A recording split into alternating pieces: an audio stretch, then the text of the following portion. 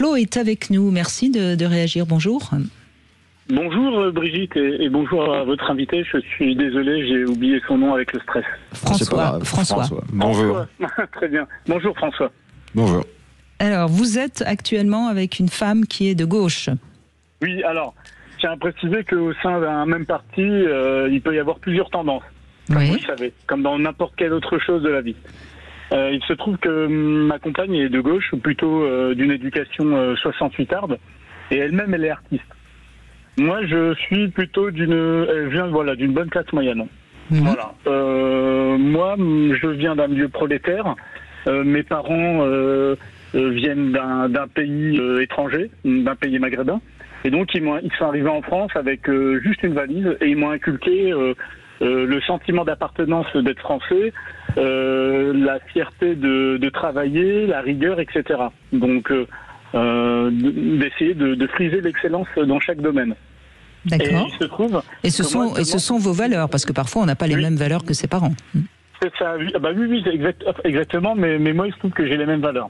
Et en fait, moi je suis gendarme actuellement et ma compagne, elle est artiste, donc elle a tendance à côtoyer des personnes du même milieu qu'elle, ce qui est logique. Et c'est vrai que ça crée certains points de crispation dans notre quotidien.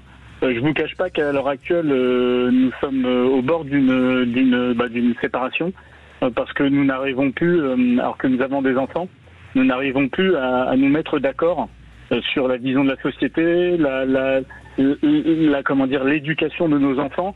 Elle prône la bienveillance un peu trop à l'extrême. Moi, j'ai tendance à prôner pour une éducation juste et proche de mes enfants. Si vous voyez la nuance. Oui, là je comprends très bien, parce qu'il est certain qu'elle serait plus dans l'horizontalité et vous dans la verticalité, pour prendre une image très, très, très claire pour tout le monde. Hein. Il se trouve que mon métier fait que je suis quand on est gendarme, on l'est au quotidien, même quand on est dans son lit ou dans sa cuisine. C'est vraiment un métier qui transpire et c'est vrai que ça crée vraiment beaucoup de points de crispation et votre émission arrive à point nommé. Parce que, comme je vous l'ai dit, malheureusement, on n'arrive vraiment plus à se comprendre. Dès qu'on discute d'un thème d'actualité ou même de quelque chose du quotidien, il suffit de voir les comportements dans la rue. Et sincèrement, je pense que quand tout se passait très bien entre nous, alors ça sera ma conclusion, quand tout se passait très bien entre nous, nos différences étaient une force.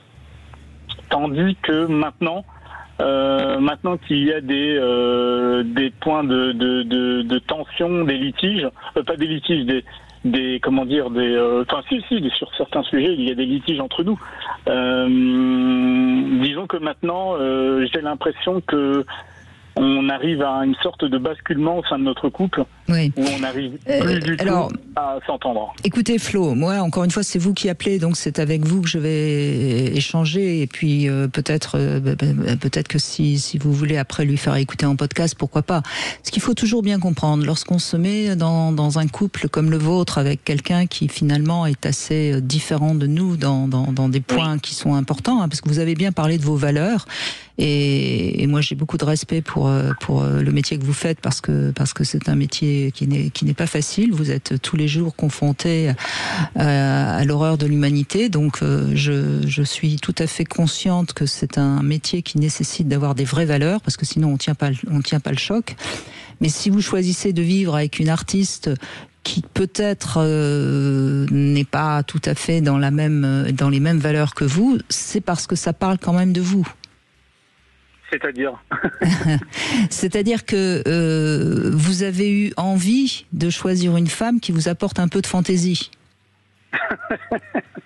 Disons que je tiens à préciser que c'est quelqu'un qui partage aussi les mêmes valeurs, mais c'est vrai que malheureusement avec la société actuelle, il y a tellement de crispation, il y a tellement de polarisation dans les débats que maintenant c'est soit on est tout blanc, soit on est tout noir, soit on est d'extrême gauche, soit on est d'extrême droite.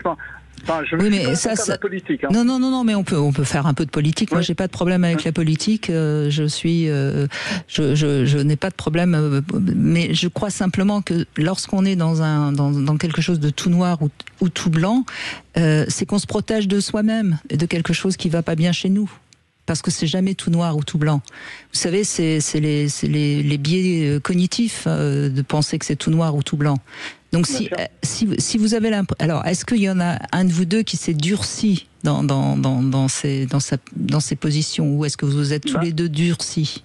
On va dire qu'on s'est tous les deux durcis dans nos positions, parce que c'est vrai qu'on a une qualité, enfin on a un point commun, c'est qu'on est tous les deux sensibles à ce qu'il y a autour de nous, le sort de notre avenir. Enfin, quand je dis notre avenir, c'est l'avenir au sens commun. Hein. C'est vrai qu'elle est très sensible, surtout avec la vague MeToo. Moi, je ne dis pas que je suis pas sensible à ça, bien entendu, mais c'est vrai qu'elle est, je trouve qu'elle a pris une tournure. Enfin, elle a vraiment pris le moule de ce mouvement. Et moi, de mon côté, j'ai commencé à durcir le ton, parce que malheureusement, plus les années passent, et plus je ressens la difficulté de mon travail sur mon quotidien et sur le quotidien des gens. Donc je pense qu'on a deux environnements qui font que on est confronté à des choses. Oui, mais soyons clairs, Flo. Ouais. Est-ce que vous pensez que par vos convictions et votre manière de défendre vos convictions, vous allez changer le monde? Très bonne question. Vous savez bien que non. Je veux dire, c'est pas parce que pendant 2 soirs de suite, vous allez essayer de convaincre l'autre que le monde va changer. C'est vrai, vous avez raison. Donc il faudrait peut-être que vous ayez tous les deux l'intelligence de comprendre que tout ce que vous risquez de détruire, c'est pas la société actuelle, c'est votre couple. Et donc si vous en êtes à ne pas réussir à pactiser, c'est peut-être parce qu'il y a d'autres choses qui vont moins bien dans votre couple. Alors j'en ai vraiment bien conscience de ce que vous dites, et vous avez raison, dans le sens où comment dire, moi j'arrive à mettre de la distance dans les débats et dans la conversation, que ce soit une discussion intelligente comme une discussion des plus banales. J'arrive à mettre de la distance. Or elle, dès qu'on discute, au bout de 10 minutes, elle se sent contrariée, ça l'agace, je comprends. Patiente. Alors que moi, je peux parler, enfin, vous savez, je peux même parler à quelqu'un qui est diamétralement opposé à moi et à mes convictions, parce que j'adore l'échange. C'est ce qu'on m'a appris depuis tout petit. On m'a toujours dit de discuter et de dialoguer avec les gens, mais pas dans un but de convertir la personne, hein, c'est pas ça, mais de comprendre les gens, en fait, vraiment de les écouter. Voilà. Vous vouliez réagir, François Salin? Oui, sur un autre point, mais du coup je réagis sur le dernier. Ça, c'est vrai que je l'ai souvent observé, je pense pas être le seul.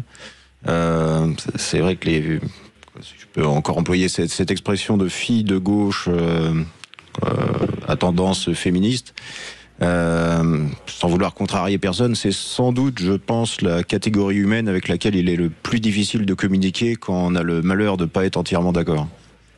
Je suis complètement d'accord avec vous.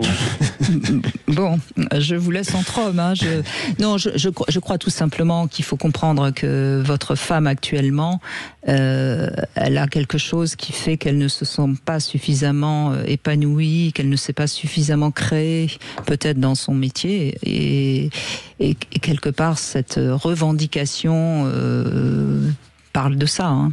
Mais c'est vrai qu'elle a une grosse crise de confiance en elle. Ça, mais voilà. Tout à fait réussi. Hein. Elle-même me l'a déjà dit. Hein. Elle m'a déjà dit qu'elle avait, voilà, on a la trentaine et tous les deux, et elle-même, voilà, a du mal à avoir confiance en elle. Peut-être que c'est de ma faute, j'en sais rien. Peut-être que je l'avais jamais passé, j'en sais rien. Non, elle a choisi. Au contraire, elle a choisi un homme qui a un métier fiable, qui peut la sécuriser.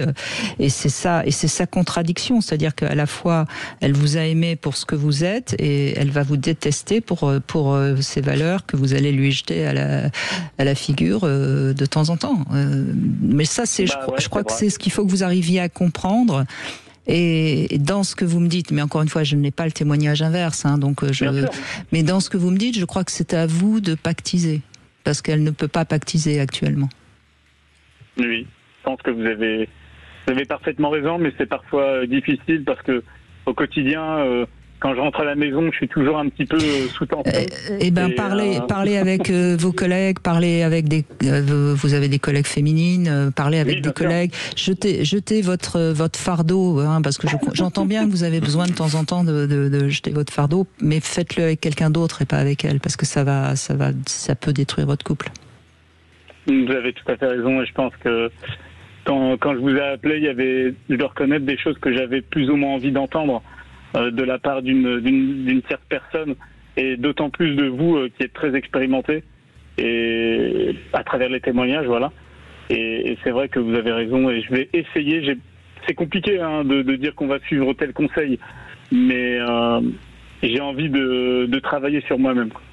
Oui, vous allez gagner beaucoup en vous-même parce que finalement, c'est la meilleure preuve d'amour, c'est justement d'accepter l'autre avec ses imperfections. Et si vous l'acceptez avec ses imperfections, sa fragilité actuelle, vous allez vous sentir vraiment bien.